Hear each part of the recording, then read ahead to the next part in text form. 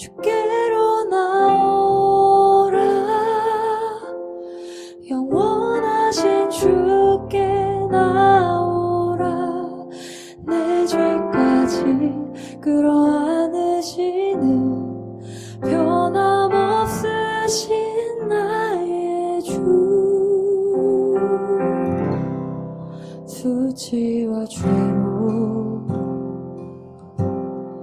덮인 나의 삶,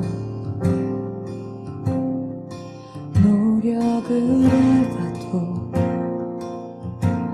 벗어지지 않네. 하나님께서 저희들에게 새 달을 허락해 주셨습니다. 오늘도 그네에 감사드리며 사도신경으로 우리의 신앙을 고백함으로써 11월 1일 아침 첫 시간을 하나님께 올려드리겠습니다. 나는 전능하신 아버지 하나님, 천지의 창조주를 믿습니다. 나는 그의 유일하신 아들 우리 주 예수 그리스도를 믿습니다. 그는 성령으로 잉태되어 동정녀 마리아에게서 나시고 본디오 빌라도에게 고난을 받아 십자가에 못 박혀 죽으시고 장사된 지 사흘 만에 죽은 자 가운데서 다시 살아나셨으며 하늘에 오르시어 전능하신 아버지 하나님 우편에 앉아 계시다가 거기로부터 살아있는 자와 죽은 자를 심판하러 오십니다.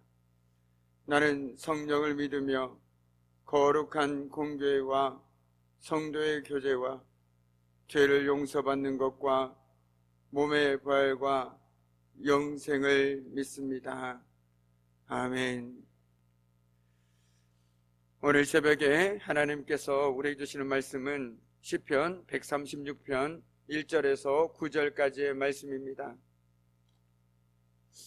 시편 136편 1절에서 9절까지의 말씀, 제가 가진 성경은 구약 902페이지에 있습니다.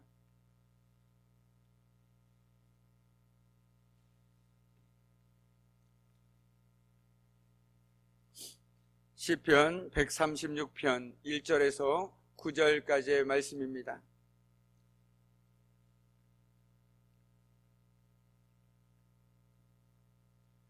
우리 이 말씀을 한 절씩 교독하도록 하겠습니다.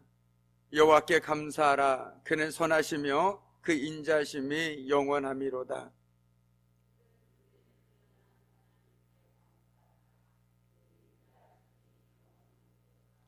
주들 중에 뛰어난 주께 감사하라. 그 인자심이 영원함이로라.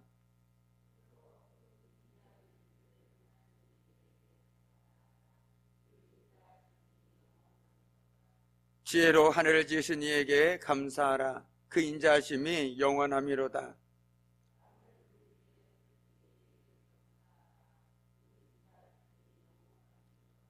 큰 빛들을 지으신 이에게 감사하라. 그 인자하심이 영원함이로다.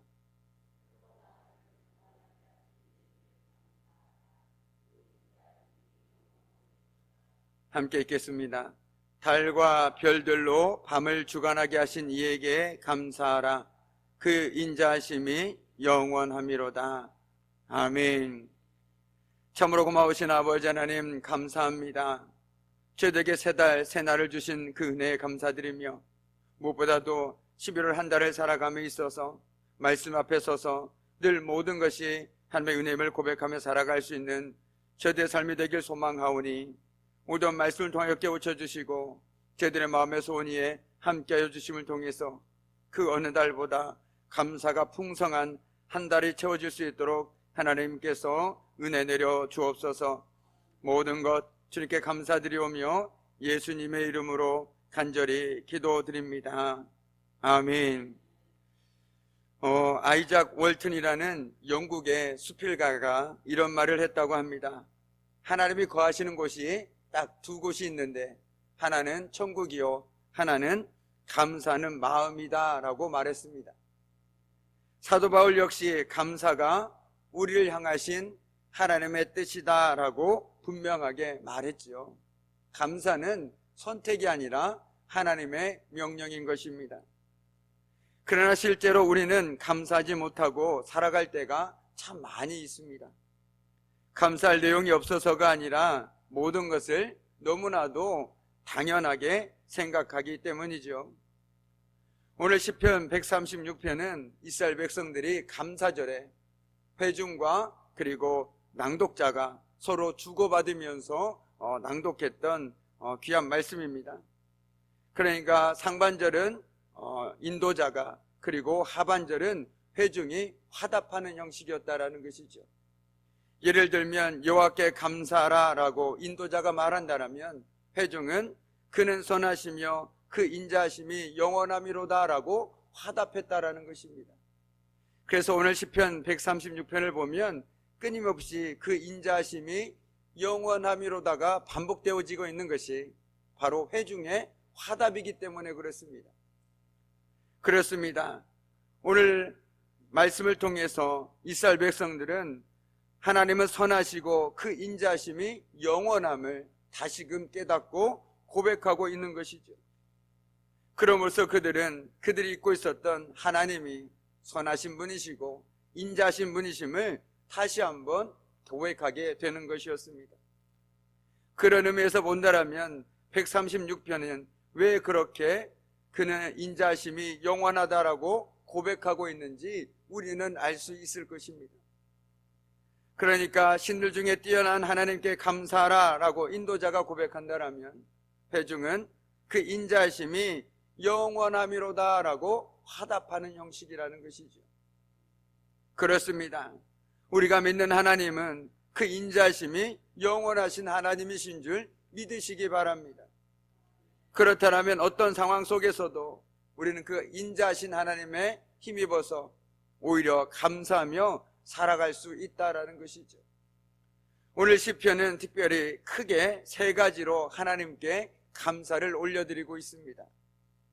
첫째로 하나님은 애굽에서 노예 생활을 하던 이스라엘 민족들을 구출해 주셨습니다. 또한 하나님은 그들이 거쳐야 하는 험난한 광야길을 잘 통과하게 해 주셨습니다. 그리고 하나님은 그들이 약속의 땅 가나안에 잘 정착하게 하셨지요.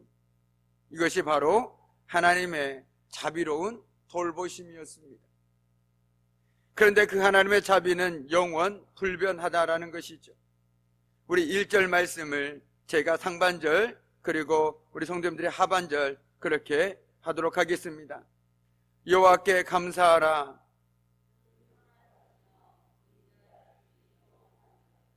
아멘. 오늘 시인은 그들에게 감사할 어떤 이유나 근거를 제시하지 않고 그보다 먼저 앞서서 하나님께 감사하라라고 먼저 얘기하고 있습니다. 그러면서 우리 또한 감사의 자리로 초대하고 있는 것이죠. 그렇습니다. 감사는 조건이 아니죠. 주고받는 식은 아니라는 것입니다. 만약 우리의 감사가 조건에 따라 달라진다면 힘든 순간, 소원이 외면되는 순간에 어떻게 감사하는 삶을 살아갈 수 있겠습니까? 그럼에도 우리가 감사할 수 있는 것은 감사는 받은 조건에 따라 드리는 것이 아니기 때문에 그렇습니다. 오히려 신실하시고 선하신 하나님의 성품을 믿고 그 은혜를 확신하면서 드리는 것입니다. 그렇게 우리는 확고한 믿음으로 어떠한 순간에도 하나님께 감사를 드릴 수 있는 것이죠. 믿음으로 드리는 감사는 버릴 것이 하나도 없습니다. 왜냐하면 감사는 상황과 환경을 초월하기 때문입니다. 원치 않는 상황 속에서 낭망하고 좌절하기보다 오히려 그 상황 속에서 하나님의 선하신 뜻이 있을 것이다, 그 고백으로 감사하면서 하나님의 뜻을 구하게 되는 것입니다. 감사는 자꾸만 우리를 하나님께로 이끌고 하나님만을 붙들게 한다라는 것이죠. 지금은 이해할 수 없지만 그럼에도 하나님의 분명한 뜻과 계획이 있음을 알기에 그 순간에서조차 우리는 감사할 수 있는 것입니다. 그러면서 감사는 우리를 더 깊은 믿음의 자리로 초대합니다. 감사는 그 자체가 중요하다라는 것이죠. 감사는 우리의 눈과 마음을 주님께로 향하게 하기 때문입니다. 비록 지금 어려운 가운데 있다 할지라도 하나님께서 능히 도우실 것을 믿고 구원 베푸실 하나님으로 인하여 감사하며 하나님을 바라볼 수 있는 깊은 믿음으로 저와 여러분을 초대한다라는 것입니다. 우리가 조금 전에 찬양하지 않았습니까? 받은 복을 세어보아라 라는 이 귀한 찬양. 정말 그렇습니다. 우리가 지나온 삶을 되돌아보고 우리가 하나님께 받은 은혜들을 하나하나 정말 떠올려 본다라면 우리의 삶은 감사만으로도 너무나도 충만할 수밖에 없는 것이 우리의 삶임을 우리는 고백하게 된다는 것이죠. 그뿐만 아니라 우리가 당연하게 생각해왔던 것들, 평안히 눕고 아침에 일어날 수 있는 것에도 감사하고 오늘 하루를 주심도 감사할 수 있는 그 믿음이 저와 여러분에게 있어야 한다라는 것입니다. 때로는 감사와 감사 사이에 긴 고통과 불평의 상황들이 있을 때도 있습니다. 그때도 하나님은 선하시고 인자하신 줄로 믿는 믿음이 있어야 한다라는 것이죠. 오늘 시편의 고백처럼 그 인자하심이 영원하다라는 이 고백이 있다라면 저와 여러분 역시 어떤 상황 속에서도 사랑이 많으신 하나님께서 내 삶에 이유 없이 까닭 없이 이런 일들을 허락하지 않으실 것이다라는 믿음이 있기에 우리는 그 상황 속에서도 감사할 수 있다라는 것입니다. 우리가 욥기를 잘 알고 있지 않습니까? 그는 한마디로 까닭 없이 갑자기 고난을 당한 사람입니다. 그런데 그가 어땠습니까? 그 상황 속에서도 그는 모든 것이 주께로부터 왔으니 주께로 돌아가는 것이 당연하다라고 고백했던 사람입니다. 바로 그것이 어찌 보면 욥의 감사의 고백의 표현이었다라는 것이죠. 지금까지 내가 누리고 살아왔던 것들이 다 하나님께 주신 것들인데 그것만으로도 감사한데 그 가져가신 것이 뭐 불평거리가 될 수 있느냐라고 말하고 있다는 것입니다. 감사라는 것은 바로 이것에서부터 시작된다는 것이죠. 하나님의 사랑이 많으신 인자하심은 결코 끝이 없다라는 이 귀한 깨달음에서부터 시작된다는 것입니다. 그렇게 하나님께서는 까닭 없이 우리에게 어려운 상황들을 허락하지 않으십니다. 우리에게 까닭 없이 우리가 힘든 시간들을 우리에게 허락하지 않으신다라는 것이죠.